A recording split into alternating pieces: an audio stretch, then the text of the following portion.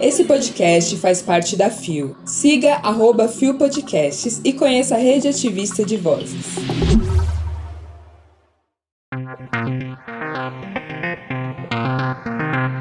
A limitação de identidades a partir de estereótipos. Ministério Público Federal suspende implementação de nova carteira de identidade. BDB na Copa. Terça-feira, dia 22 de novembro de 2022. Olá, eu sou o Rod Gomes e esse é mais um Bom Dia Bicha. Levanta, viada, vamos assistir! O seu podcast diário de notícias sobre as comunidades LGBTQIAP+. 6 e ônibus. Deu no IG Queer. Limitar a diversidade LGBT com estereótipos é o mesmo que sufocá-la. Publicado em 18 de novembro de 2022 por Miguel Trombini.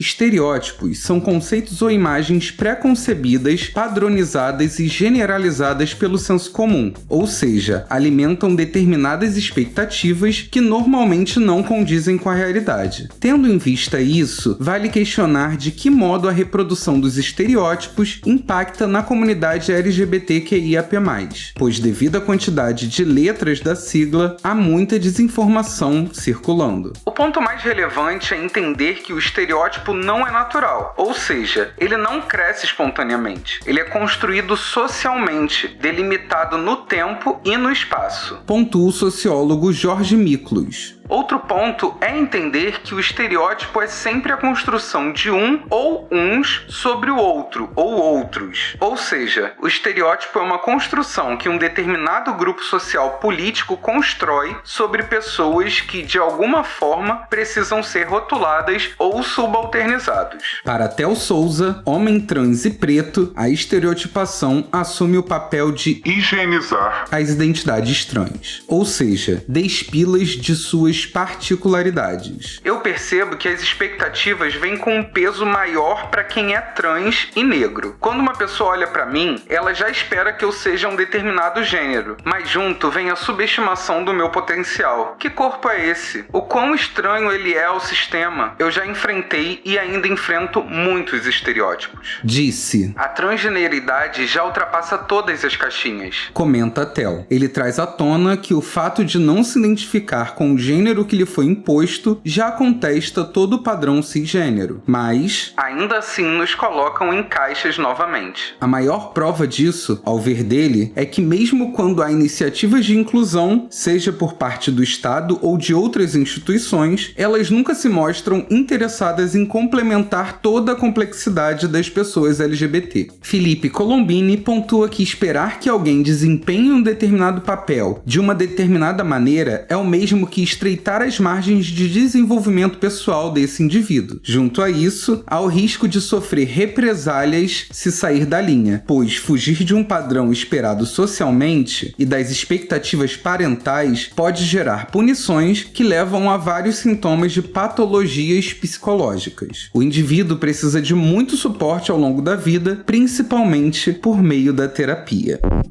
E Miguel Trombini mais uma vez nos servindo com uma maravilhosa matéria pro IG Queer. Vai, amigo, quebra o tabu. E sinceramente, Miguel hablou mesmo, porque é assim que jornalistas fazem. Eles hablam a partir das falas de outras pessoas, a partir de conceitos científicos, de toda a informação que a gente pode trazer. E é muito importante que a gente fale cada vez mais sobre a quebra desses estereótipos, porque o crescimento da sigla LGBTQIAPN+, mostra pra gente que há muito mais complexidade dentro dessa diversidade. E quando a gente traz ainda as intersecções, como a gente sempre gosta de falar aqui, Tudo bom? isso se torna ainda mais notório. A ideia, no geral, é que a gente consiga abarcar todo mundo em suas individualidades, em suas complexidades, para que as pessoas possam ser felizes, para que as pessoas possam ser acolhidas e bem tratadas, que tenham um mínimo de direito, de respeito.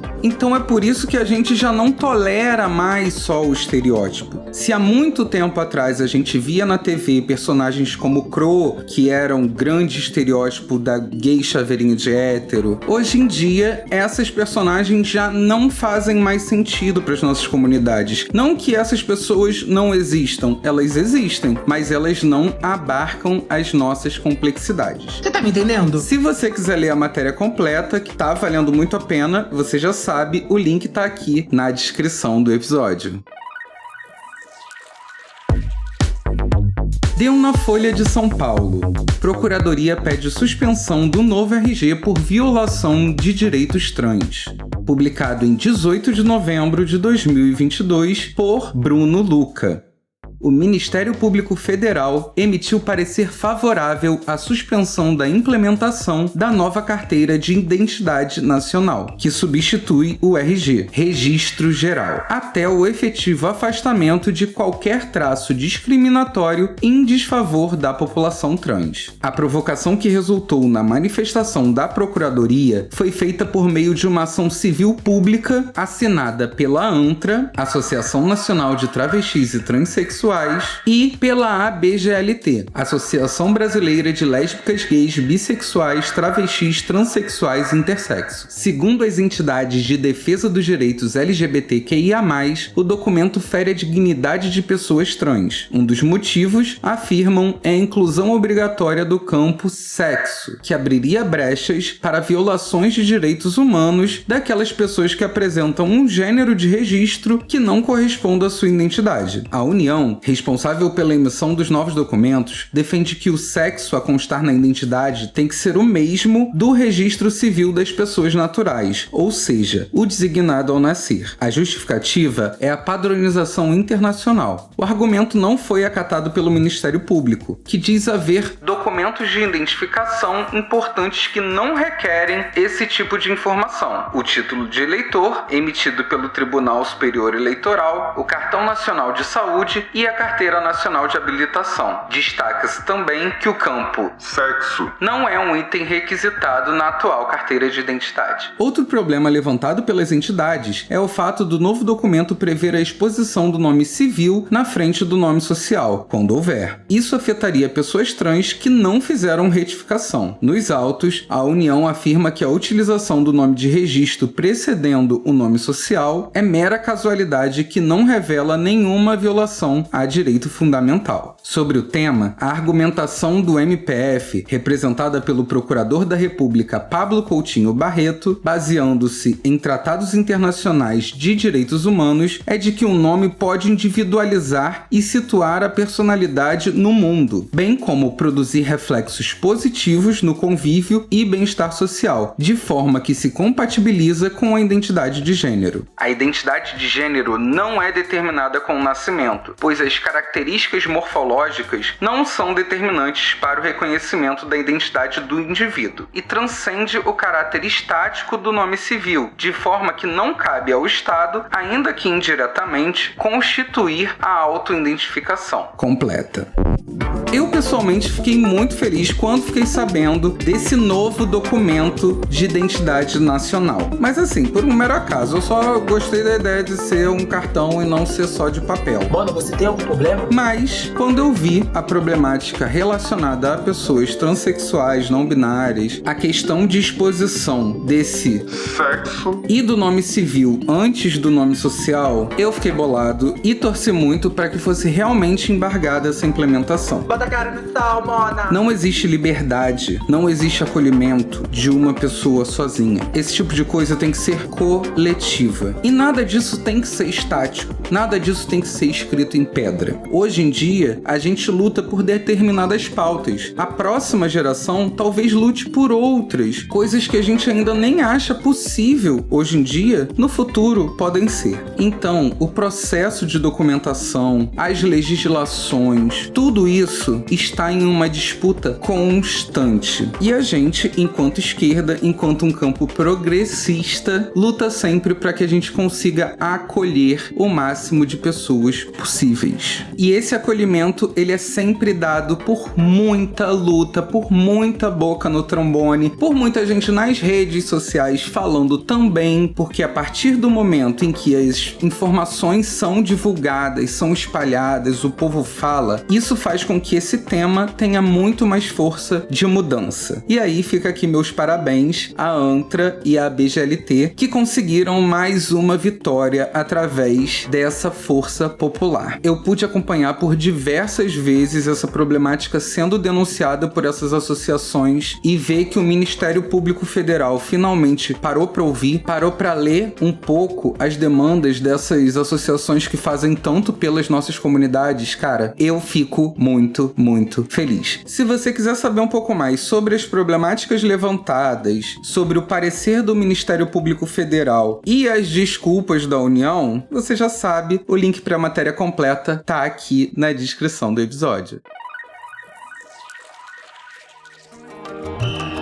Mano, a parada tá tão zoada que a Copa já começou com uma toalhinha de sexo de mascote, cujo nome oficial é Laeb. Quem é você? Mas que aqui eu vou estar usando realmente de uma licença poética pra estar chamando de Laebi. Mona. Reparação histórica, visibilidade bissexual, é sobre tudo isso. Chupa, queridas. Olá, eu sou o GG e este é o BDB na Copa, a coluna que traz a cobertura da Copa do Mundo FIFA Qatar 2022 sob o olhar claro das LGBT queria mais. Porque FIFA, eu aprendi com a candidata Lourdes Melo do PCO do Piauí que não, você não vai nos calar. Você quer me calar? Todas as terças e quintas até o fim da Copa, eu vou estar aqui pra denunciar e debochar, dar uma militada, dar uma risada. E a gente precisa falar sobre o país que, com base no PIB per capita, é o quarto mais rico do mundo. E também um dos que mais violam direitos humanos. Ah, vai tomar no cu vocês, hein? E no sábado, dia 19, o presidente da FIFA, Gianni Infantino, me larga a seguinte pérola em entrevista coletiva na véspera da estreia da Copa. Eu me sinto catari, árabe, africano, gay, com deficiência. Eu sinto tudo isso. Você não se enxerga não, gata? E foi diretamente desse seu local de fala, alugado via Airbnb, que ele mandou a FIFA proibir a manifestação de 8 seleções que pretendiam protestar contra a LGBTfobia. Inglaterra, País de Gales, Bélgica, Dinamarca, Alemanha, Holanda e Suíça, ameaçando os jogadores pessoalmente com sanções esportivas e até multas em dinheiro. Ontem, no jogo Inglaterra e Irã, pelo grupo B da Copa, Harry Kane, capitão inglês aliado da nossa causa, não entrou com a braçadeira da campanha One Love, mas entrou com a faixa da campanha No Discrimination, esta sim autorizada pela FIFA, e os jogadores se ajoelharam em campo antes do início da partida. Militaram certo e meteram 6 no Irã. Babado, maravilhoso, amém. Enquanto isso, o menino Ney foi visto fazendo a dancinha do 22 enquanto chorava num cantinho da concentração da seleção brasileira. Eu tô cansada! Sua assessoria não confirma nem nega, mas fontes informam que ele, na verdade, estava trabalhando no desenvolvimento de uma técnica de autoprodução de água, para o caso de cair em campo na estreia do Brasil e rolar e acabar perdido no meio do deserto. Abafa. Já não podemos dizer mais que a seleção brasileira e a CBF estão fazendo a egípcia, ou seria a Qatari, em relação às violações dos direitos humanos, já que o acesso à água é reconhecido pela ONU como direito humano essencial. Eita, sonegador do amor! Planta faz isso? E esse foi o BDB na Copa, com informações de Rafael Sanz, de 20 de novembro, em matéria para a revista Fórum, e de Léo Lopes, com os jornalistas da CNN e da agência Reuters, para a CNN Brasil, em matéria de 18 de novembro. O link para as matérias completas estão na descrição do episódio. Quinta-feira eu tô de volta. Beijo.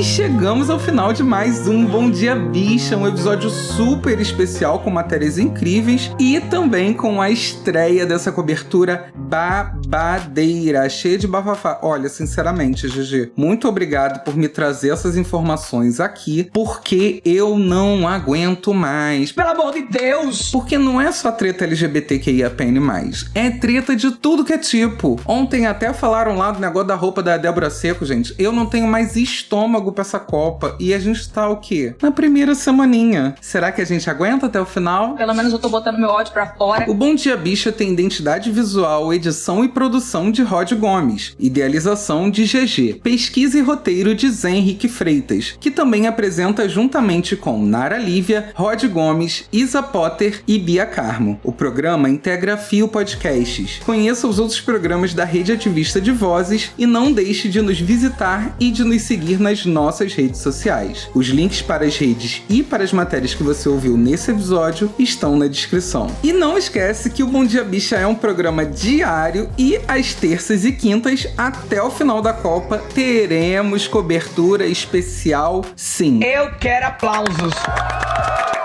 Não é diretamente do Catar, porque a gente é o quê? Pobre. Mas você pode ter certeza que a gente está muito bem informados. Ah, querida. O Bom Dia Bicha tá sempre disponível para você na sua plataforma de streaming preferida às 6 e ônibus. E quem comanda o programa de amanhã é Zé Henrique, nossa maravilhosa apresentadora. Eu continuo com você durante toda a semana através dos memes da edição. E o quê? E se você quiser me acompanhar nas minhas redes sociais, é só procurar @orodgomes em todas elas. Se não tiver, é porque não tem. E sim, eu também tô no cu. Vem, vem! É isso, espero que você fique bem, boa terça pra você e até a próxima.